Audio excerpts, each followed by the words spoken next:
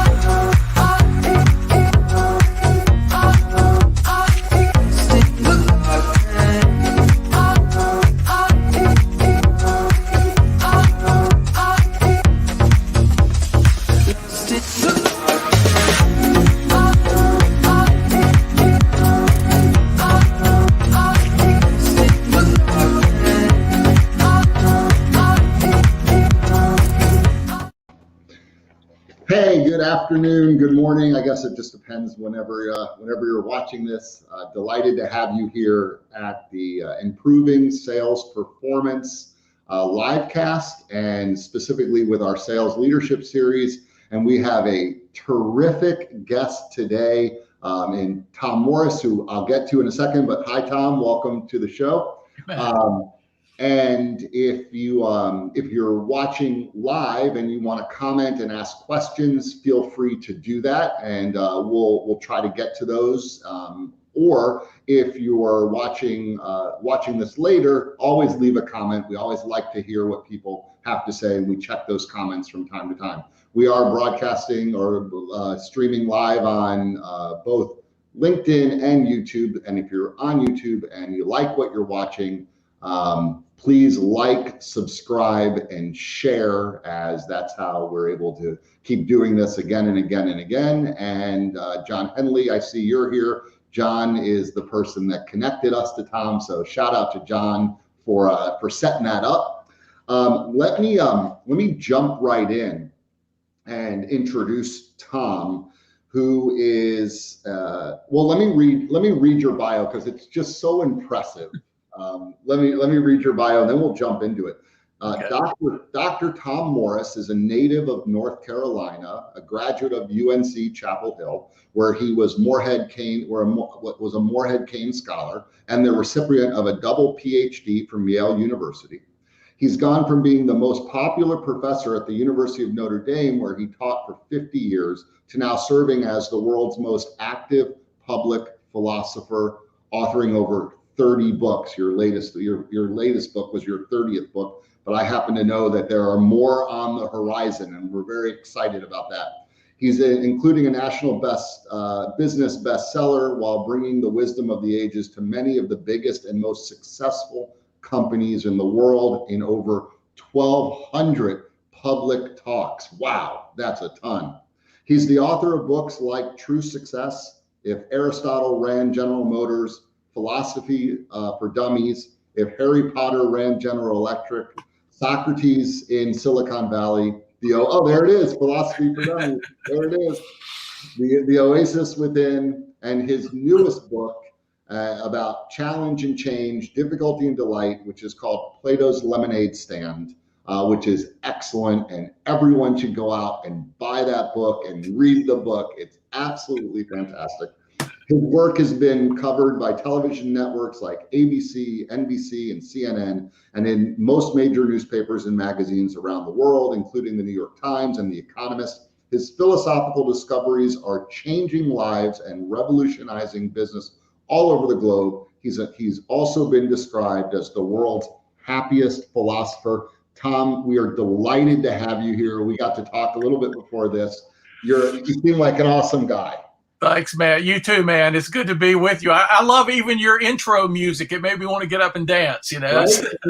That's I want a laser show here in my office. I'll admit there have been times when the camera comes live and I'm like, still like, and then I'm like, I shouldn't do that. I should just never do that on camera. All right. So Tom, let me get into this. You seem to be equal parts philosopher, writer, business guru, so that we can do a level set for everyone watching. What's the best way for our audience to think of you? Probably is just a really curious guy who thinks of himself as a modern philosopher. It's funny, Matt, that you ask it that way, because growing up, I never said to myself, wow, I want to be a public speaker. I never said to myself, geez, I want to write books. All I ever thought about was I want to understand life a lot better. I want to understand this world. I want to understand success and happiness. My dad was in sales, and he shared with me psychology all the time as I was growing up. I grew up in a tiny house full of philosophy books that he owned. He was just a high school graduate, but he was intensely curious. He was always reading Emerson or Marcus Aurelius or Plato. And so it's no surprise that I then become a philosopher, not even suspecting I'd be able to share what I learned outside the classroom on a university campus, but that pretty soon I'd be going all over the world sharing ideas that people can use. It's been amazing. It really is. It's fascinating, and it's we're all very fortunate because of it. So thank you.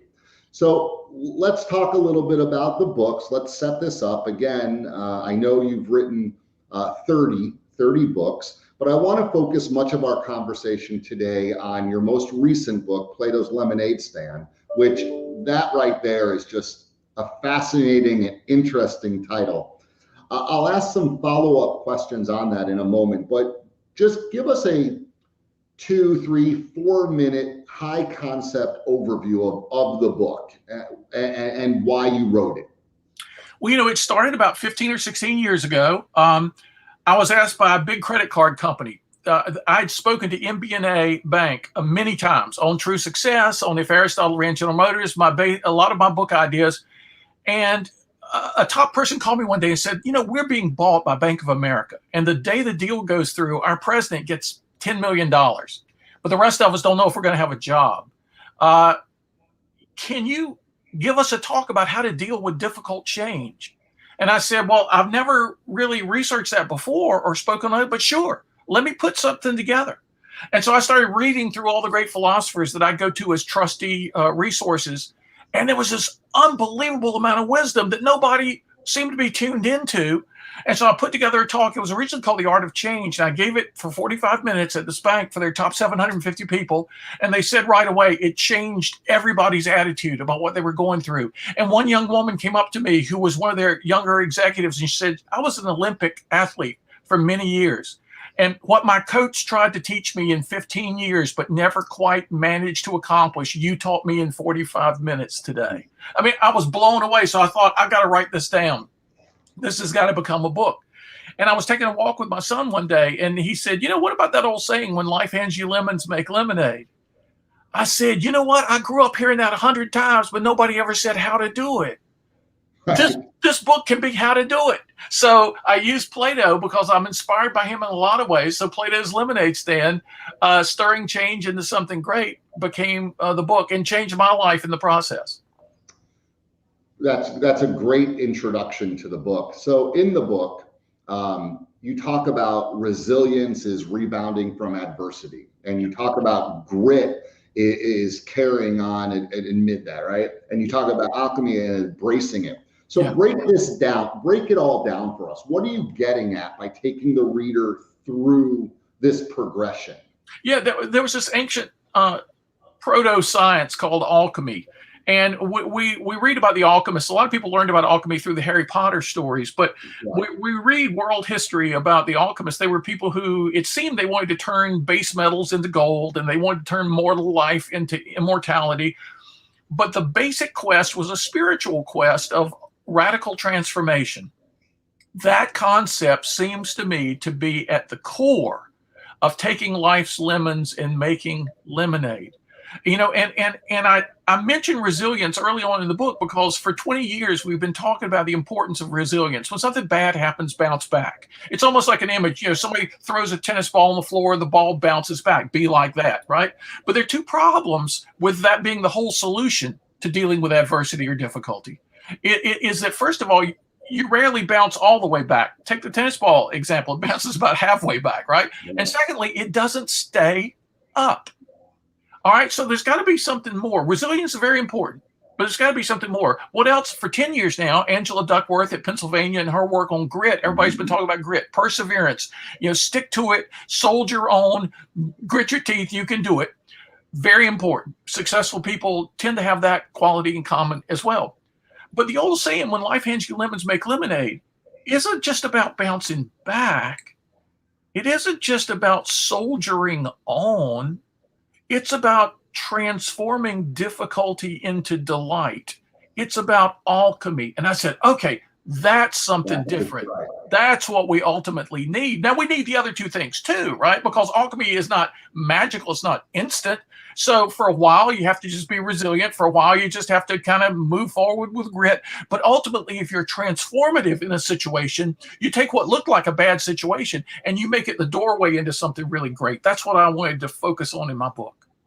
Yeah, when you put it that way and you put all three of them together, yeah, it really makes a lot of sense. That's right. Absolutely right. And my dad, who was in sales, I saw him go through all kinds of difficulties, right?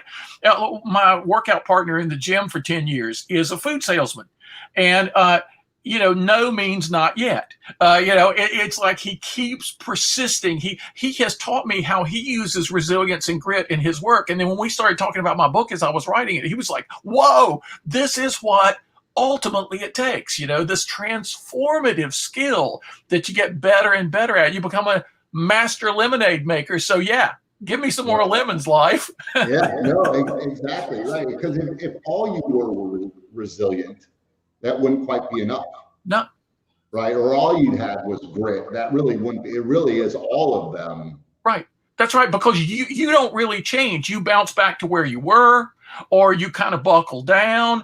But what we want is to take the tough stuff the world gives us and turn it into something tremendous, right? That's the ultimate goal, and that's lemonade making. You're not going to be 100% successful, but it's an attitude and skill you can bring to everything that confronts you. Look at the pandemic. Awful stuff, terrible stuff, mountains of lemons, but because of it, we've accelerated changes that were probably going to be made in the next 5 or 10 years. We did it all in a year, right? With stuff like we're doing right now, with work from home, with all sorts of innovations. In fact, a well-known psychologist said to me a year ago, he said, the next year or two is probably going to be one of the most creative times of our lives because we're forced to it. And I thought, wow, that's lemons to lemonade. Yeah, we at just a quick aside, our company, the Center for Sales Strategy, for the longest time, we did our business by getting in airplanes and going and seeing our clients in person. Right. That was the biggest part of our business. And, you know, about 15, 16, 17 months ago, we had that quick conversation in April of 2020. It said, we need to rebuild our business so we might never see someone in person again. Yep. What would that look like? And that was actually kind of fun, right? Yeah, it was. In my business was likewise. You know, I mean, most of your business when you travel on airplanes all the time, most of your business is actually not doing your business, but going to do or coming back from doing your business. And then when you do try to work on the airplane, you end up sitting next to an obnoxious guy like me who wants to talk the whole time. So, right, we're much more efficient now. We're much more productive. And that's been one of the surprises of the pandemic, right? That's the whole thing about lemonade making. You start off with a sour, bitter lemon, and you end up giving somebody something to sip, and they say, whoa, this is good.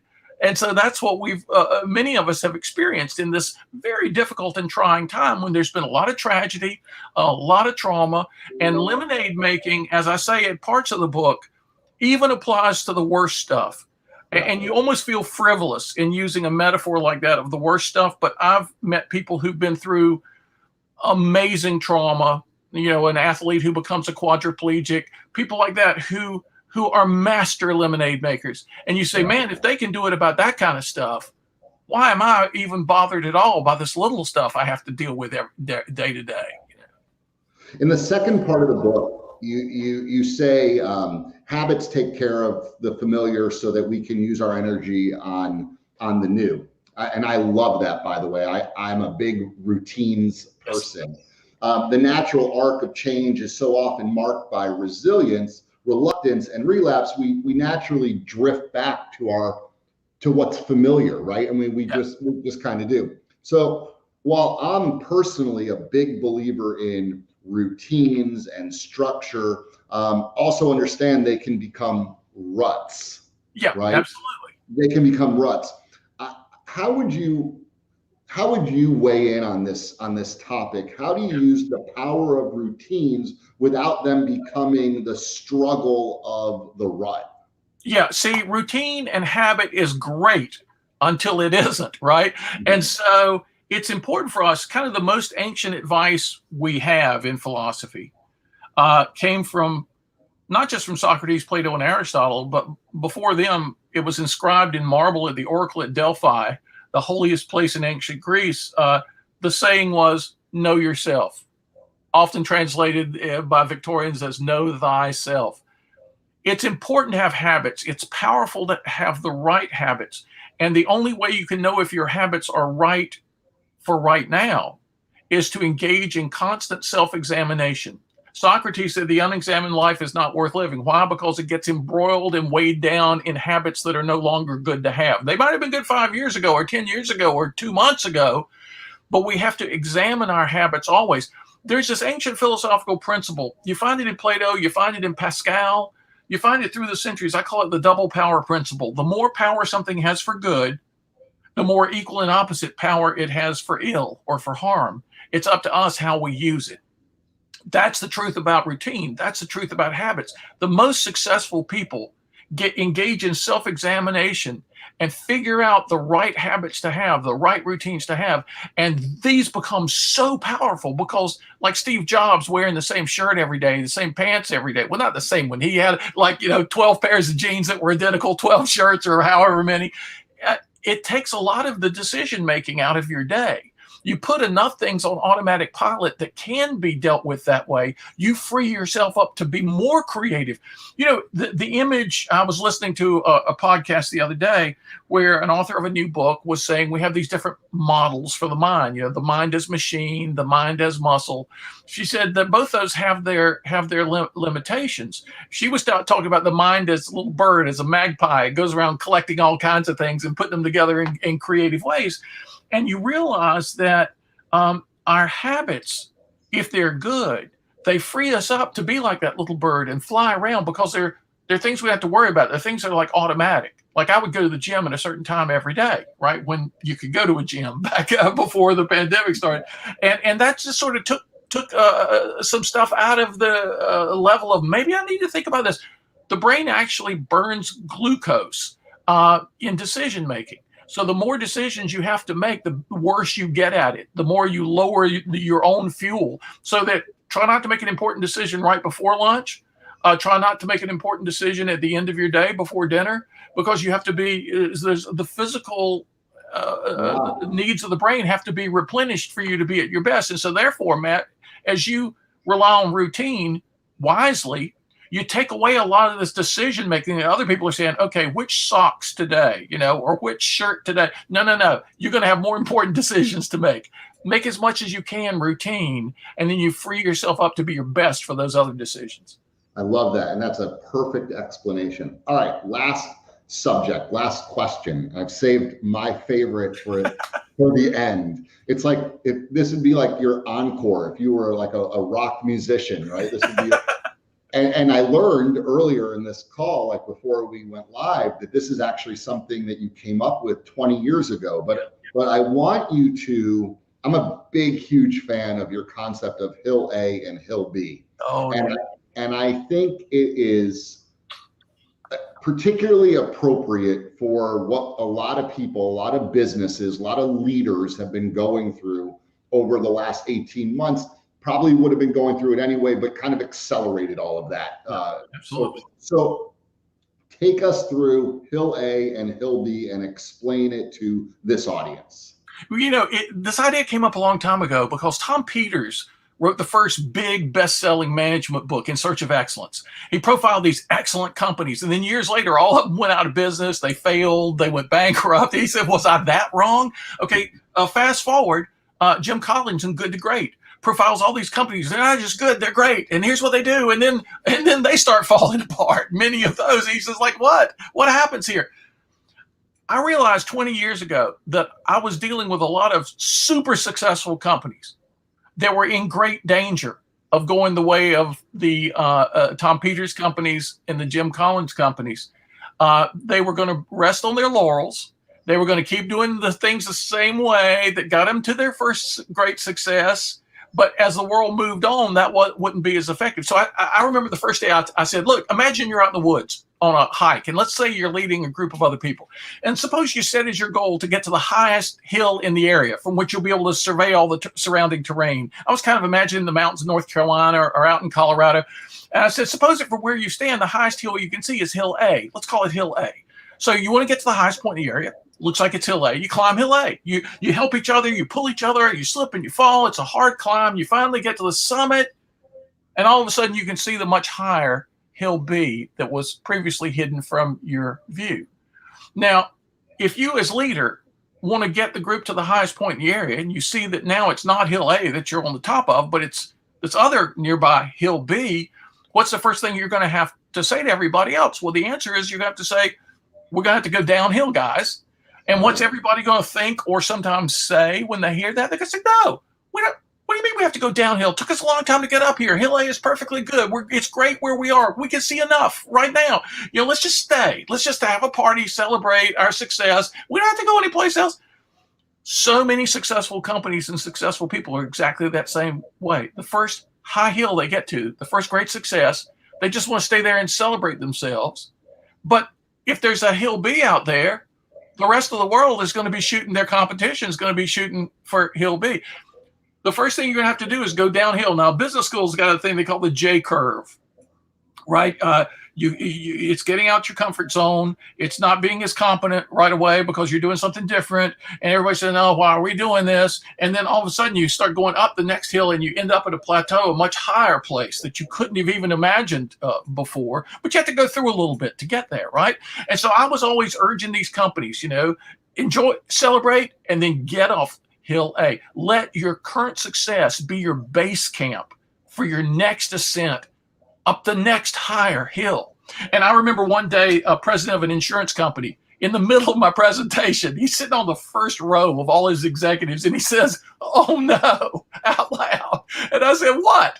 And he said, I just stopped. I said, what? And he said, oh, there's bound to be a Hill C and a Hill D and a Hill E. I said, man, that's something to be excited about, not worried about. I mean, your whole life, my dad taught me growing up, life is supposed to be a series of adventures. The one you're on now is preparing you for the next one in ways you sometimes can't even imagine. Be excited about that. You'll always have a new challenge. And a lady wrote me April, a year and a half ago, April 2020. A lady wrote me and said, listen, I heard you talk about Hill A and Hill B 15 years ago at a resort in California. And boy, it meant a lot to me. But now, she said, we've all been, now remember, this is March or April of 2020. She said, we've all been on an economic high hill for quite a few years since the recession now. And all of a sudden, this pandemic has shoved us off Hill A, all of us at the same time. And most people are saying, woe is me, this is terrible, this is awful. And she said, because of your Hill A and Hill B, I'm one of the people already looking for Hill B. Thank you for teaching me that. And I wrote her back and I said, man, that's an application of the Hill A, Hill B metaphor that I hadn't even thought of yet. Thank you so much, which is why we philosophize in public, Matt. That's why you share your wisdom and ideas with other people and get other people to share them with you, because somebody out there listening to this conversation we're now having is going to see a facet of this that you haven't seen yet and that I even haven't seen yet. And hopefully they'll send us a comment or write us an email and we'll be able to thank them and say, whoa, that's a new twist. Thanks for that. That is really the joy, right? When that happens, that's when you're like, yes, that's exactly why you do this. It's exactly why you do what you do. All right, Tom, I cannot thank you enough. You're awesome. I love it. I'm encouraging everyone to get the book. And also, if people want, there it is right there, Plato's Lemonade Stand. So go out and get that book. If you want to connect with Tom, if you're interested in things that Tom is saying, go to tomvmorris.com. That's the easiest and best way to connect with him and see all the things that he has going on. Thank you so much for being a guest. Join us next week when we'll have another special guest on. We'll look forward to seeing them. And again, if you're following us on YouTube, please like, subscribe, share. We really appreciate that. Thanks, everyone. Have a great day. Thanks, Tom. Thanks, Matt. This is great.